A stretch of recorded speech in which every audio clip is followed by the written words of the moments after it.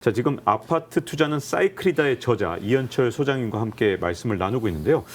자, 이제 최근에 시장의 변화를 보면서 와, 진짜 시장 이거 진짜 큰일 났네 이런 생각을 하시는 분들도 있지만 네. 야, 지금이 살 때 아니야. 남들이 다 지금 오히려 지금 이제 완전히 얼어붙었으니까 지금 집을 사면 네. 오히려 쌀 때 사는 거 아니냐. 지금 할인이다 할인 이렇게 말씀하시는 분들이 아직도 여전히 SNS나 뭐 소셜미디어나 심지어 유튜브에도 굉장히 많습니다. 네. 이 견해에 대해서 어떻게 보십니까? 저는 이 부분에 조금 우려를 표명하는데요.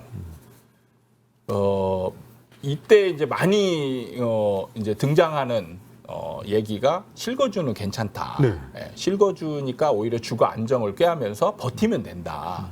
이런 얘기를 하는데 우리나라 전세 제도에 대한 이해도가 좀 떨어진다라고 생각을 합니다. 자, 이 거의 모든 상품은요. 임대로 가게 되면 사실 소유한 사람보다 더 손해입니다. 예를 들어 자동차를 렌트한다. 자동차를 렌트하고 나중에 이제 그 감가상각한 인수 자금까지 다 하면은 사실 현금 주고 구입하는 비용보다 훨씬 더 많게 되거든요. 그리고 예를 들어서 뭐 정수기를 렌트한다. 5년 정도 렌트하면 거의 사는 가격이 빠지거든요. 그러니까 거의 모든 상품은 임대를 하게 되면 오히려 자가로 소유하고 있는 사람보다 더 손실이 생기는 기간이 있거든요. 그래서 대부분이 이제 어느 정도 그 보유 기간을 정하게 되는데 우리나라 전세를 살펴보면 월등하게 임대가 유리합니다. 월등하게. 예, 네. 월등합니다. 그래서 세계에 전세라는 상품이 존재할 수 없는 이유예요.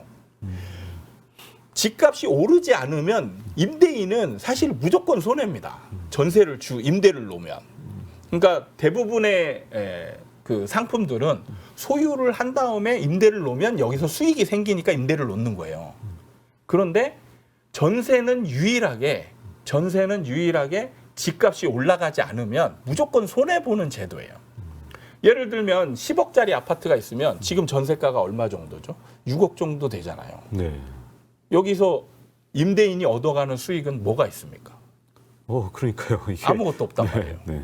그냥 6억 받았다가 나갈 때 고스란히 6억을 줘야 돼요. 그렇죠. 은행 이자라지만 사실은 그건 다른 나라에서 예. 뭐 다달이 월세 받는 거하고는 비교가 안 될 정도로 되죠. 훨씬 낮은 수준이니까. 그럼요. 당연하죠. 그렇기 때문에 전세라는 상품은 거주만 생각한다면 매매와 자가와 임대를 특히 전세를 생각하면 전세가 월등하게 유리합니다.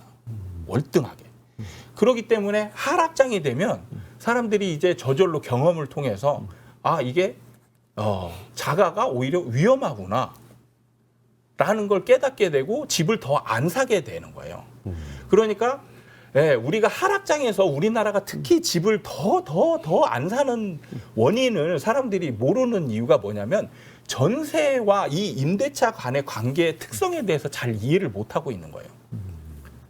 전세가 월등하게 유리하기 때문에 집값이 올라가지 않거나 떨어지는 상황에서는 전세가 월등하게 유리하기 때문에 실거주는 괜찮다. 이게 틀린 명제가 되는 거예요. 지금 우리나라에만 있는 이 전세 때문에 그러지 않아도 만약에 집값이 떨어지면 더 큰 일이야라고 주장하시는 분들의 말씀을 들어보면 이제 우리나라의 가계대출, 뭐 금융권에서 받은 돈도 진짜 어마어마해서 보통 이제 통계 나올 때마다 조금씩 다르긴 하지만 전 세계 1등에서 한 4등 사이 왔다 갔다 하더라고요.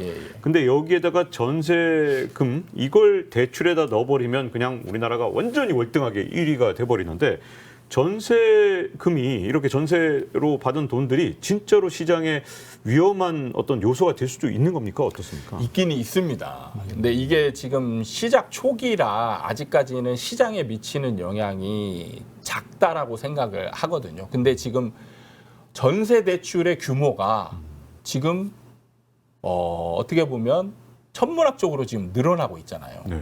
박근혜 정부 때는 아주 뭐 몇 조 정도였는데 지금 몇백 조대로 지금 올랐잖아요. 지금 걱정입니다. 이게 올라가는 속도가 굉장히 빠르단 말이에요. 그러니까 뭐냐면 옛날에는 박근혜 정부 시절 이전에는 전세 대출이 받은 집이 거의 없는 거예요.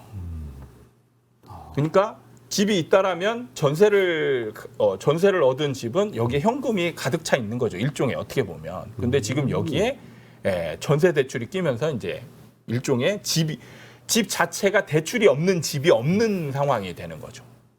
그 집을 지금 현재까지는 소유한 사람만 엄청난 대출을 끼고 산 경우가 많았지 네. 전세에 들어간 사람들은 진짜 현금을 어쨌든 다 마련해서 들어갔었는데 그게 이번 하락장에서 아주 특별한 점이네요. 왜냐하면 그동안 하락장에서는 이렇게 전세 대출이 많았던 적은 없지 않습니까? 그렇죠. 처음입니다. 이게 와, 전세 대출이 그러네. 옛날에는 박근혜 정부 이전에는 있었어요. 있었는데 약간 유명무실해서 사실 굉장히 제도가 복잡했거든요. 그리고 까다로워가지고 임차인이 전세 대출을 받는 게 거의 뭐 하늘의 별 따기나 가까울 정도로 어려웠어요. 그러니까 이걸 사용하기 어려웠습니다. 그래서 이제 박근혜 정부 때 이 요건을 굉장히 완화시켜 준 거예요.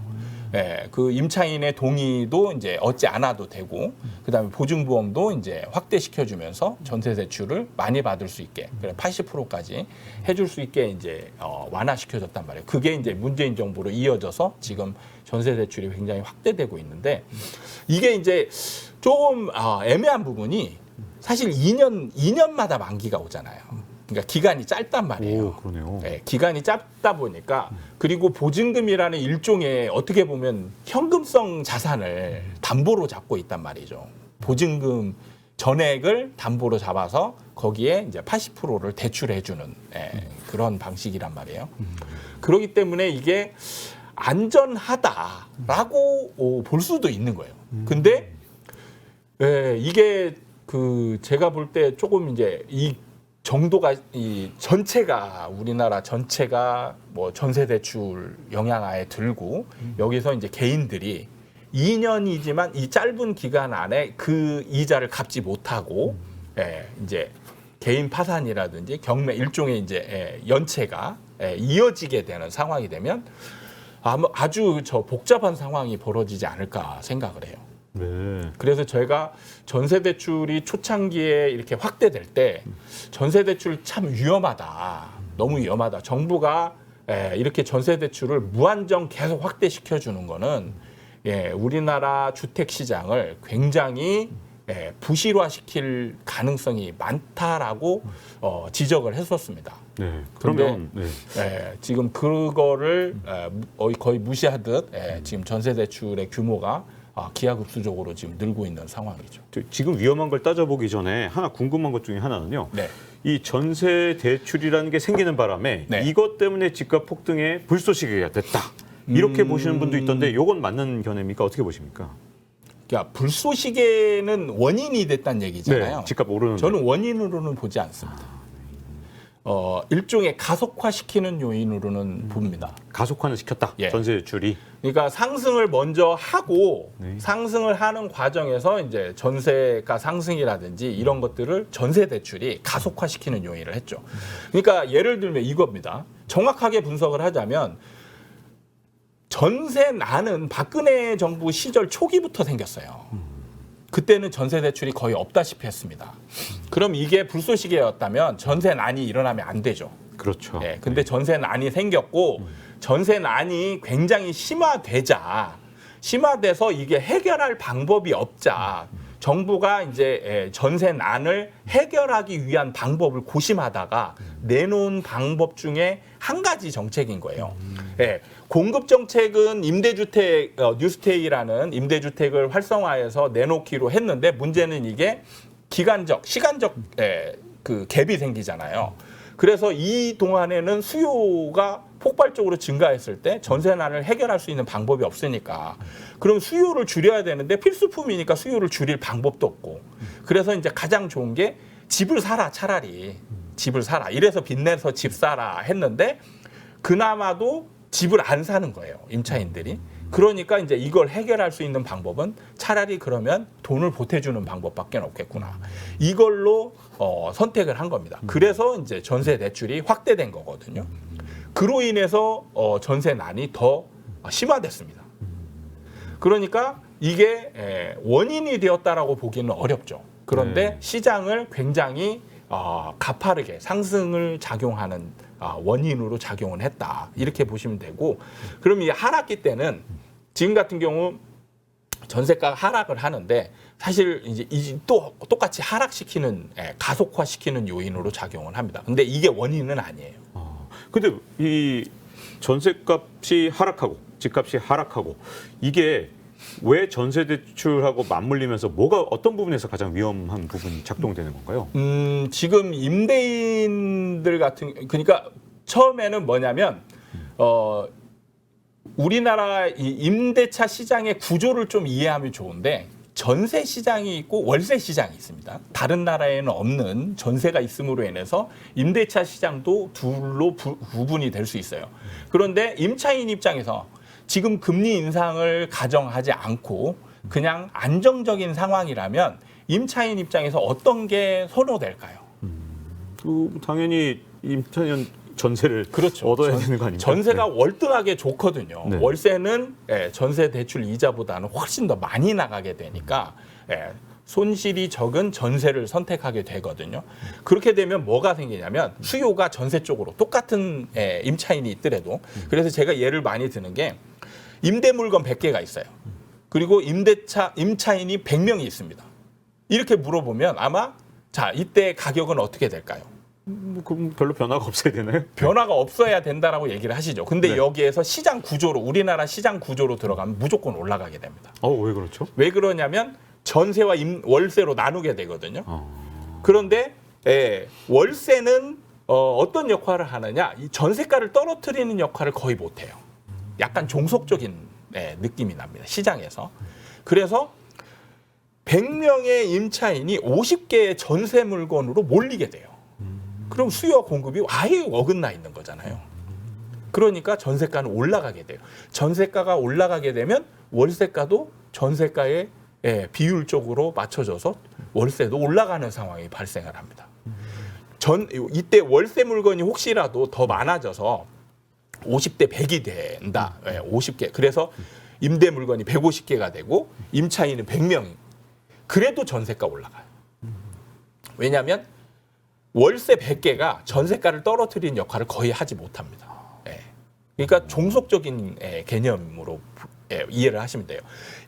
원래 이런 시장 구조를 가지고 있는데 문제는 지금 금리가 급등을 하면서 급등을 한 게 문제거든요. 금리가 올라가는 게 문제가 아니고 급등을 한 게 문제예요. 왜냐하면 2년 안에 월세가 2년 안에 재계약이 되잖아요. 그럼 2년 재계약이 되기 전에 빠르게 전세 이자가 올라가 버리니까 순간적으로 전세 이자가 월세보다 비싼 상황이 벌어지는 거예요. 그러니까 임차인들이 전세를 선택하는 게 아니고 오히려 월세 쪽으로 가는 거죠. 그럼 원래는 전세 쪽으로 쏠림 현상이 생겨서 전세가를 올렸는데 지금은 전세에서 월세 쪽으로 오히려 쏠림 현상이 생기면서 전세에 임차인을 구하기가 어려운 상황이 된 거죠. 그로 인해서 지금 갑자기 임대인들이 지금 임차인을 구해야 되는데 임차인이 없는 상황이 발생하는 거예요. 그러니까 지금 임대인이 이제 급해지니까 가격을 내릴 수밖에 없고 이로 인해서 이제 전세가가 떨어지는 원인 중에 한 가지로 작용합니다. 사실 이게 주요 원인은 또 아니에요. 전세가 떨어지는 원인은 한 3가지 정도로 잡을 수가 있는데 여러 가지 이유가 있군요. 전세가 떨어지는 거. 그러니까 모든 요인이 한 가지만 작용해서 그게 다 변하는 건 아닙니다. 항상 뭉쳤을 때 그게 강하게 이제 표출이 되는 거거든요. 첫 번째가 이제 지금 월세로 선호되는 그런 현상이 있고 두 번째는 뭐냐면 임차인 수가 줄었어요. 아니 근데 갑자기 인구가 확 주는 것도 아닌데 저도 네. 참 궁금했던 것 중에 하나가 전세값이 갑자기 급락을 하기 시작하니까 아니 그동안은 집을 못 구해서 임차인들이 그렇게 고통을 받았는데 갑자기 뭐 인구가 사라졌으니까 도대체 왜 이렇게 된 겁니까? 그게 바로 심리의 효과입니다. 그러니까 상승장에서는 일종의 공실 투자도 있었어요. 아니 전세인데 왜 공실 투자를? 그러니까 투자자들이 갭 투자를 하잖아요. 네네. 갭 투자를 한다는 건 뭐냐면 매수를 한 다음에 전세를 맞춰서 전세금을 받아서 잔금을 치르는 거거든요. 네. 그게 이제 갭 투자의 전형적인 방법인데 상승장에서는 공실 투자가 나타난 게 뭐냐면 매수를 한 다음에 전세가를 최고로 높여놔요. 네. 호가를 높이면 임차인이 안 구해지잖아요. 안 구해집니다. 근데 버텨요. 그리고 돈이 어느 정도 있으니까 잔금을 먼저 그냥 치러버립니다. 아, 그런 의미에서 공시투자가 전세값을 그렇죠. 올렸겠구나. 전세가를 최고로 높게 받기 위해서 버티는 거예요. 그게 상승장에서는 이루어집니다. 그래서 실제로 가보면 공실인 집들이 굉장히 많았어요. 근데 눈에 안 보였던 거죠. 안 보여서 상승장에서는 이걸 버틸 수 있었는데 하락장으로 가면서 이게 느닷없이 이 사람들이 패닉 상태가 되는 거죠. 전세가를 높게 받기 위해서 공실로 버티면서 이자도 내고 막 하면서 버텼는데 이게 매매가 떨어지고 전세가 떨어지면서 이 공실 투자를 유지할 수 있는 힘 자체가 없어진 거죠. 그러니까 버텨왔던 매물들이 원래 이제 만기 되면 한 3개월 전부터 이제 매물 3개월에서 4개월 전부터 매물로 나오잖아요. 근데 그런 것들이 안 나오다가 갑자기 지금 쏠림 현상이 생겨서 느닷없이 많이 쏟아져 나오는 거죠. 아, 이렇게 전세값도 떨어지고 집값도 떨어지는 상황이 계속된다면 전세 대출에서 뭐가 문제가 생겨서 이게 금융 시스템까지 문제가 될까 봐 이게 약간 우려스러운 측면들이 좀 생기거든요. 가장 우려되는 거는 뭐냐면 전세 대출을 받은 사람이 사실 이자를 갚지 못하는 상황이 이제 벌어져야 위험한 거지 사실 대출이 많다라고 해서 위험한 건 아니거든요. 근데 지금 문제는 전세 대출을 받은 사람들이 이 돈 이제 여윳돈이 생기는 거죠. 그럼 이 여윳돈을 어디에다 쓰느냐? 저는 이 부분을 아마 국가에서 아니면 통계기관에서 주요 깊게 이제 이걸 테크트리를 타서 살펴봐야 되지 않나. 이게 저는 제일 중요하다라고 생각을 해요. 그러니까 가장 제가 우려했던 부분이 코로나 이전부터 자영업이 굉장히 이제 부실화되고 있었거든요. 그러니까 코로나 때 이제 자영업이 거의 무너지다시피 했죠. 사드 보복부터 시작돼서부터 계속 자영업이 그렇죠. 고통받고 코로나 때 더욱더 타격을 받았죠. 근데 문제는 전세 대출을 받은 사람들이 대부분 사업자 쪽으로 이 자금을 활용을 많이 했어요. 그러니까 전세 대출을 받아서 이걸 여윳돈이 생기면 이걸 가지고 창업을 한다든지 아니면 사업을 하다가 뭐 좀 막히는 부분이 있으면 돈이 필요한 부분에 있어서 이걸로 돌리기를 한다든지 이런 식으로 사용을 했단 말이죠. 근데 이게 이제 이 사업이 부실화되면 이제 갚을 수 있는 능력이 안 되는 거죠. 그러면 이제 빠르게 부실화될 수 있는 상황으로 가는 거예요. 근데 지금 같은 경우에는 이런 게 이제 일종의 개인의 어떤 이제 문제일 수 있는데 이게 이제 많아지면 그리고 이게 일반화되면 이제는 이제 구조적인 문제로 갈 수 있는 상황으로 확대되지 않나 이렇게 생각이 듭니다. 네. 이제 전세값 하락 그리고 여기에 전세 대출 문제까지 해서 좀 자세히 알아봤고요.